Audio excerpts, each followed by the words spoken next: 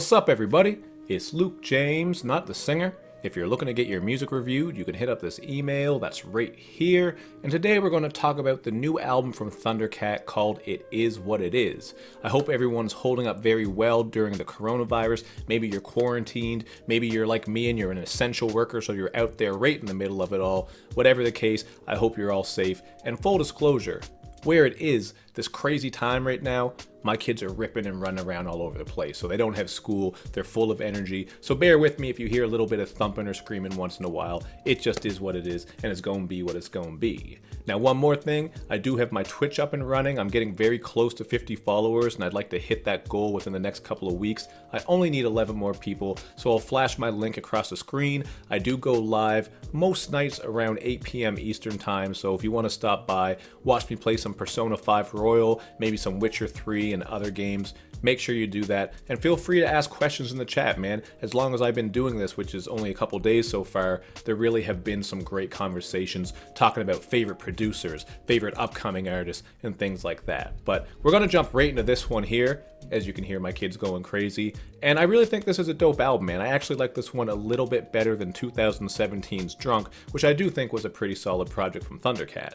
Now, as for Thundercat himself, he's from Los Angeles. He's a singer, songwriter, bassist, I believe a multi-instrumentalist. He's just very, very talented. And a lot of people first heard of him from the work that he did on To Pimp a Butterfly. He does have his own solo discography, as I just mentioned, Drunk. There are also some other projects out there for you to check. So I was curious to check this one out because I really did like the singles leading into it. First of all, we got to talk about Dragonball Durag because this is already in the running for my favorite song of the year. It also has one of the funniest videos I've seen in a while, so if you haven't seen that, make sure you do. But as for the song itself, it's very bouncy, light, fun, and groovy. You're getting a great bass line on there and some nice sax as well. And it really is a blurred anthem to me because Thundercat is on here just asking this girl how she likes his Dragonball Durag. He doesn't care if she likes the comics that he has or his video games. He just wants to smash and do it right, you know what I mean? He even says that he's covered in cat hair, but he still smells good. So there's a lot of humor on this. Thundercat really does a great job of blending that with his unique singing style.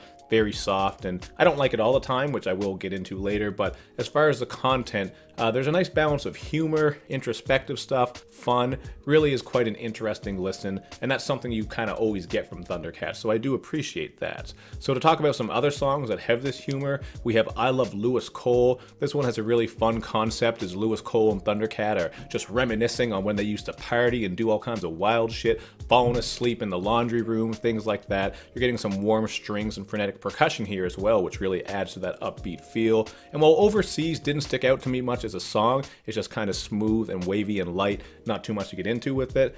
I did find that Zach Fox outro to be pretty hilarious, man. He's talking about how Thundercat is up front, getting some sloppy toppy in first class while wearing his do-rag, which does transition very nicely into previously mentioned song Dragonball Durag. So that was a nice little flow there, even if I didn't love the song that much. But along with the humor come some other themes as well. Existential Dread is a short track that deals with the uncertainty of life, and Unrequited Love has a gloomy sound to it as Thundercat sings about the one who got away and how things didn't work out. So these are some ideas that people will be able to relate to. I wouldn't say the songwriting is fleshed out too much. It is kind of simple and to the point, but it works. And there are some other moments on here that are a bit more happy to help balance out that more sad, gloomy, melancholy, whatever word you want to use, kind of balances out that content. So, for example, Miguel's Happy Dance is this upbeat, whimsical track that encourages us to dance the pain away. Really did think the instrumental on this was pretty interesting. And Funny Thing is a personal favorite of mine because it really does have that barbecue music feel to it.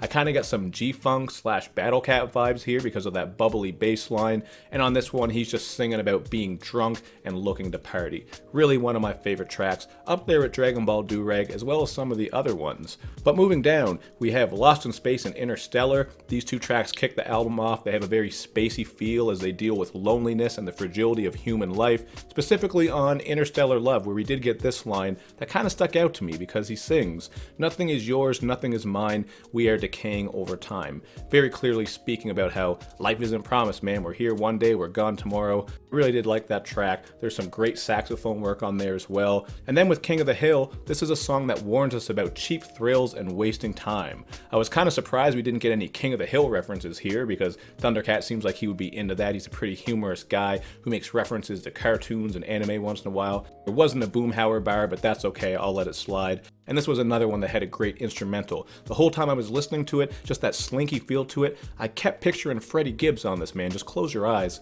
and imagine Freddie Gibbs rapping on this beat. That shit would be really dope. And I'm actually kind of surprised we didn't get much in the way of rap features here, and that's something that I think would have helped refresh this album. As I did mention earlier, I feel like his singing can be kind of plain at times. There are instances where he does have some nice layers and harmonies, specifically on Dragonball Durag. There's some interesting stuff there. But as you listen through this whole album, sometimes you just feel like his voice is kind of the same all the way through. You know, he's not doing too much with it that's different. It's not overpowering or anything like that, which is cool. More so in low doses. Like, I think more features on here would have really helped uplift some of these tracks. So that's just one of my complaints. It's pretty minor. I still really did appreciate this.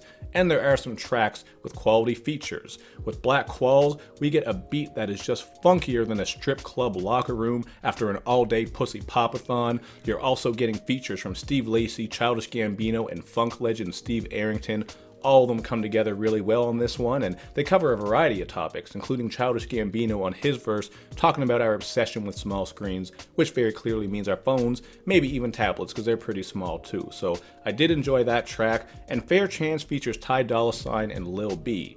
Ty Dolla actually sounded pretty smooth on this one. I liked his feature, but man, Lil B just sounds like he's half dead or asleep on this. I wasn't big on his feature, but I still like the song quite a bit because of what everyone else is doing, as well as that fluttering guitar on the production. The overall sound is cool. Just thought Lil B's performance was kind of lackluster, but it's good enough. But you know how I said I kind of pictured Freddie Gibbs on that other beat?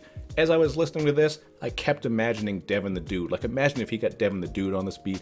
That would have been absolutely perfect. So again, that sort of reinforces just my personal opinion about how some more features could have helped uplift things here. Now, other than that, we're coming to the end. I'm just kind of going through all the tracks here. We have the instrumental track How Sway, where Thundercat is showing off his rapid fire bass work. Not too much to get into here. How I Feel is a soulful instrumental with some very light vocals here and there. Nothing too deep to break down lyrically. He's just saying how I feel over and over, I believe. Is sort of a whimsical, vibey joint. And then with It Is What It Is, we get a really great instrumental on the end of it because this track builds up. But I did find the first couple of minutes to be very dull and plodding. This is again where his voice wasn't doing too much for me. The instrumental was a bit more subdued on that first half. So I had this as my least favorite track. I didn't really care for that one much. But overall, man, I liked a good chunk of this album. There are a lot of beats on here that I enjoy. The production certainly shines through. Really, my biggest complaint is Thundercat's voice can be kind of dry at times, and I would have liked some more features. So I am going to go with a 7.5 out of 10 here. I like this more than Drunk. I felt like Drunk was longer. It had more tracks. You just kind of had to sift through more, whereas this one is a tighter, cohesive unit. If that makes sense, it kind of does. Yes, you don't really hear people talk about albums and projects as a unit, but we're gonna roll with it, man. It's strange times. Sometimes that calls for strange things to be done. So that's how I feel about this one, 7.5 out of 10. Let me know how you feel down below. Do you like it better than Drunk? Do you agree with my assessment? Do you maybe disagree with some of the things I said? I specifically want to know how you feel about my point about Thundercat's voice and the features. Is that something you agreed with? What did you think there? Thank you for watching, everybody. Make sure you do that good YouTube and social media stuff where you show me love and you show me lots of it.